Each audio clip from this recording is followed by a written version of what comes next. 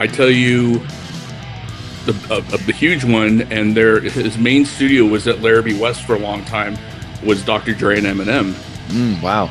So they did the Eminem Show over there.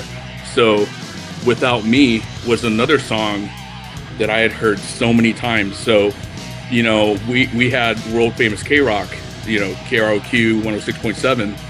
So I remember I was in the car with Bobby and I think another friend of mine, and we were sitting there driving somewhere, and it was like K-Rock world premiere, Eminem, Without Me. And I sang the entire song to them and it had never been played to the public.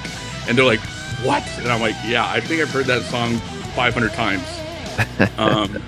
But like Dr. Dre, and it's crazy, his bodyguards would come. He had two bodyguards that were off-duty police officers. They would come in an hour before he came in with guns and would go around the entire studio just to make sure everything was safe. It's crazy. Yeah. And they were the nicest guys. And the first time I worked with Dre, it was literally my first week. So I'm just like, you know, pretty starstruck and everything like that. He comes in and he's, you know, high-fiving everybody, getting everybody, and he comes up to me, he goes, "Oh man, you're new."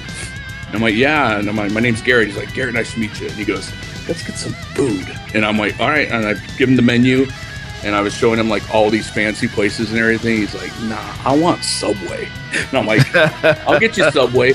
And, you know, all these artists through the record label, they'd get a per diem per day, and his was like $300-400 a day.